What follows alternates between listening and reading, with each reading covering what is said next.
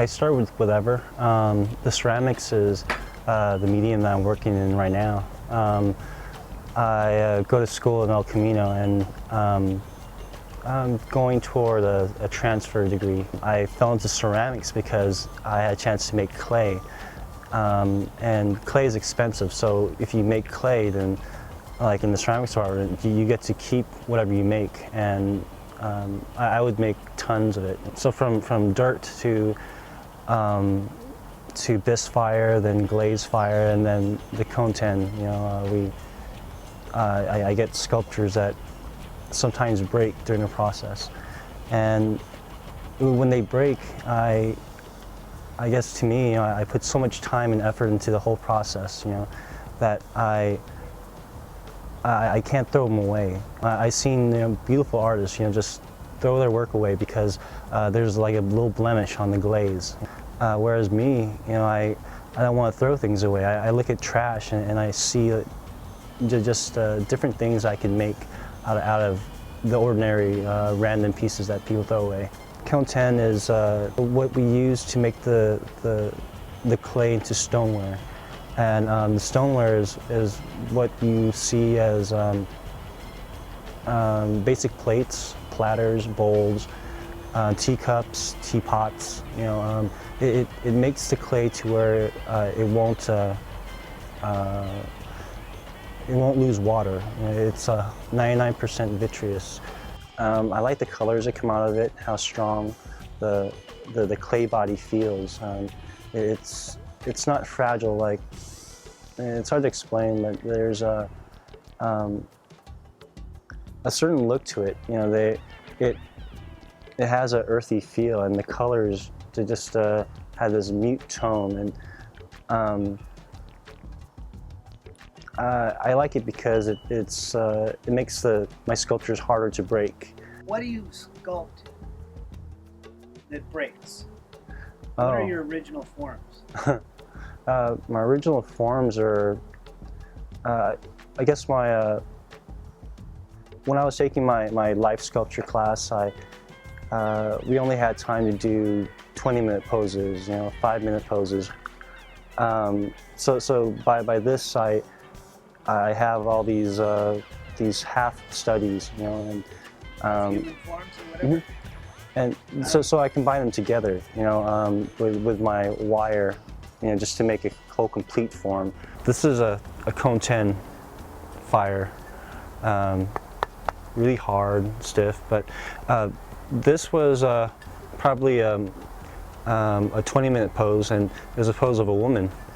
And this is her right part of her breast down to here, and her hair was covering this part. So you could see that I wanted to finish it more, but I'll come back later to the sculpture and I'll add the head onto this and then complete the form.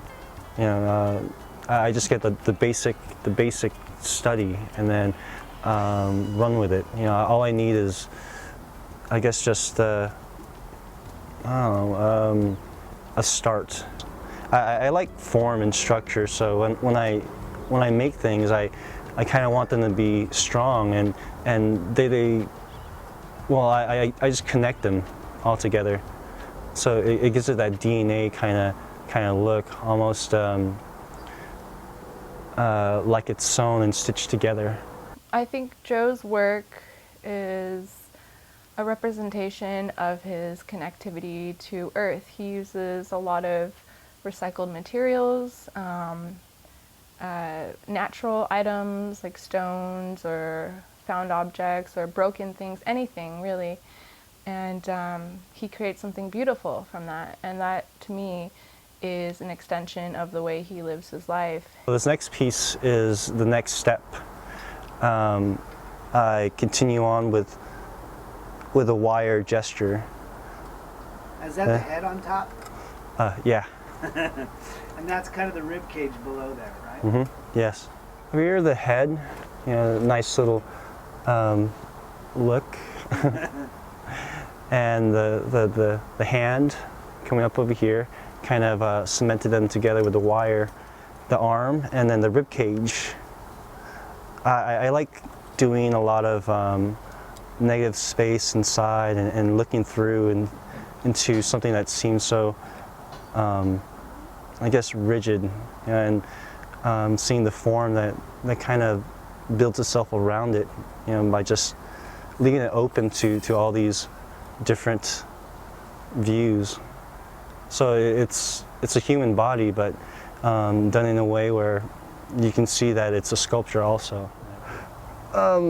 This this is a Stegosaurus. The head and then the little feet. With this piece, I kind of saw a stomach, or just the start of where the leg bends back, just that type of interaction.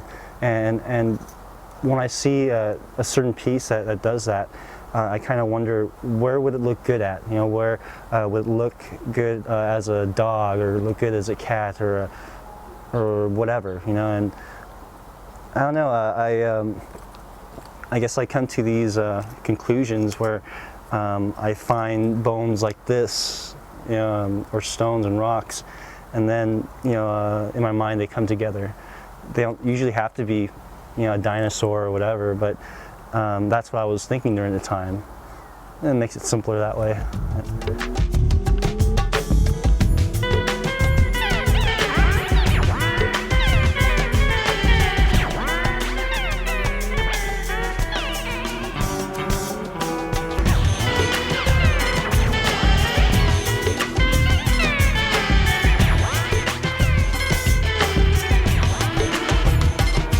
What I like about the wire is that it gives me a chance to complete the gesture. There's a certain look that a clay piece has, and when I see that one piece, I kind of gravitate toward it. And by itself, it's just a percent. It's just 1% of the whole picture, and the wire helps me complete that into something that matches what I saw into that piece.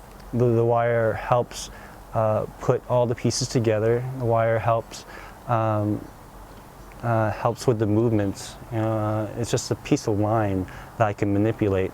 It's like drawing with wire. When I talk about not hiding anything, I guess I find all the parts that make a sculpture beautiful.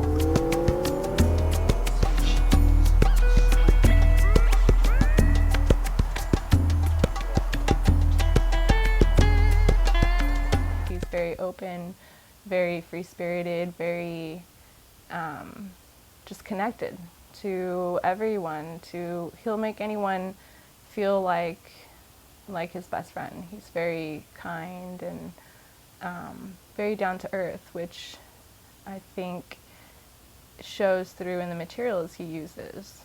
I guess when traditional artists make their sculptures, they use armature wire. And the armature wire helps keep the sculpture standing up strong, upright, so it doesn't fall over and topple over each other.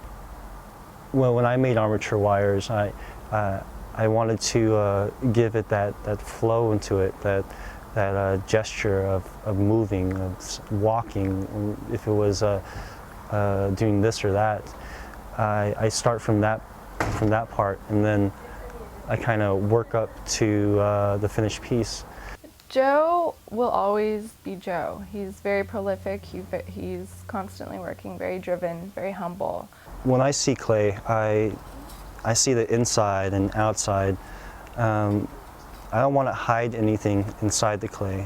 I want people to look into it and see that, yeah, this is a beautiful piece, and it's a beautiful piece because of what it does to your eyes. He's the type of person that doesn't seek status or success in the way most artists pursue it, but I think it follows him.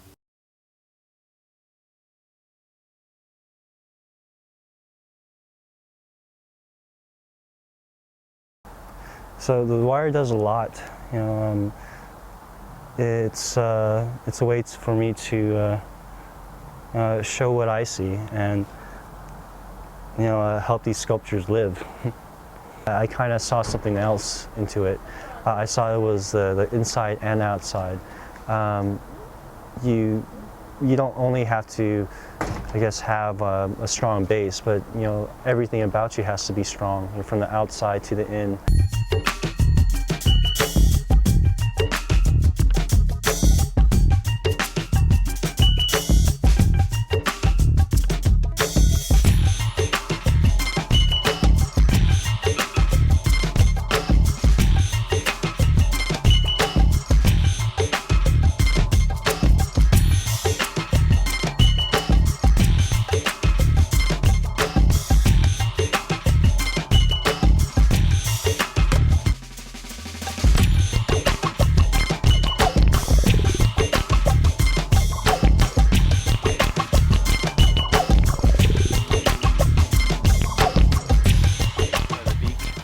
Of glass, and the eyes are made out of some type of fossilized sea creature.